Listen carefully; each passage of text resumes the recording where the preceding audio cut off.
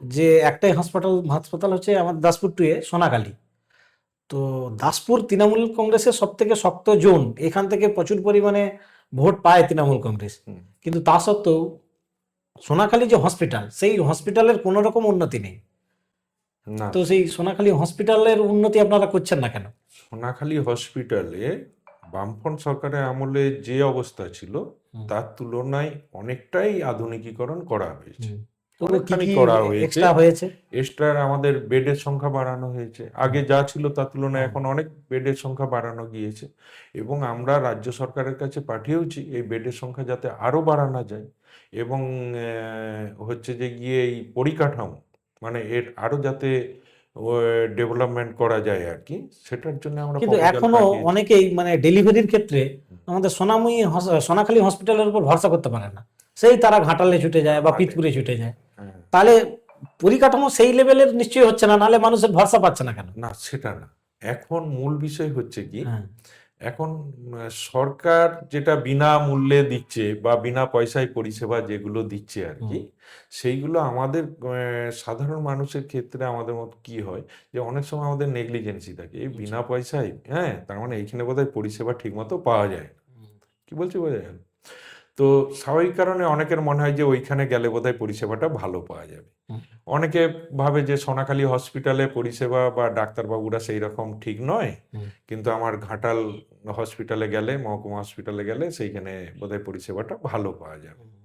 ঠিক আছে? তো এই কারণেও অনেকের চিন্তা ভাবনার মানে পরিবর্তনের কারণেই হচ্ছে তারা এইরকমভাবে যাচ্ছে।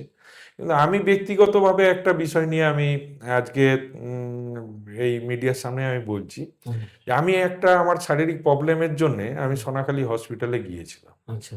আমি নিজে বিএমএইচ স্যারের সঙ্গে কথা বললাম, করে ডাক্তারবাবুকে বলতে উনি বলেন যে ঠিক আছে, আমি আজকে সিএমএইচ অফিসে এসেছি জেলায়, আচ্ছা। আমার অমুক ডাক্তারবাবু আছেন, আপনি ওনার সঙ্গে একটু হুম, করেন, আমি বলে দিচ্ছি। তো আমি গেলাম, হুম, যে উনি আমাকে দেখলেন, পরীক্ষা করলেন, করার পর উনি যা ডায়াগনোসিস করে দিয়েছেন আমাকে, হুম, আমি কলকাতায় বড় প্রাইভেট হসপিটালেও আমি বড় ডাক্তারকে আমি হুম, ১,৫০০ টাকা ভিজিট নিয়েছি। হুম, সেই ডাক্তারকে দেখিয়ে আমি পরীক্ষা নিরীক্ষা যা কিছু করলাম, হুম, দেখালো রেজাল্ট একই এসেছে। আচ্ছা। তাহলে আমার তো এখানে পরিষেবা ভালো দিচ্ছে, কিন্তু আমার মনের সন্দেহের জন্যে বা হুম। আমার খুঁতখুঁতানির জন্যে আমাকে ছুটে যেতে হলো না, অনেকে কলকাতাতে অভিযোগ বড় করে এই যে হসপিটাল। আউটডোরে মানে ডাক্তার দেখালে হ্যাঁ। অনেক ওষুধই আছে যেখানে যেগুলো মজুদ নেই। আবার বিভিন্ন টেস্ট, এই যে অনেকগুলো টেস্ট আছে, সেই সমস্ত টেস্ট বাইরে করতে হয়, সেই না, খরচাই হয়। হ্যাঁ। সোনাখালী হসপিটালে আমাদের এখন যে পরিষেবাগুলো দেওয়া হচ্ছে একটা গ্রামীণ হসপিটালের ক্ষেত্রে, হুম, সেটা তার একটা লিমিট আছে যে গ্রামীণ হসপিটালে আমার এই পরিকাঠামো আছে, তাহলে এই এতটা এই লেভেল পর্যন্ত আমি পরিষেবা পাবলিককে হুম, দিতে পারবো। আচ্ছা, এর ঊর্ধ্বে যদি আমাকে কোনো পরিষেবা দিতে হয় তাহলে সেটা মহকুমা হাসপাতালে যেতে হবে বা আচ্ছা। সুপার স্পেশালিটি হসপিটালে যেতে হবে।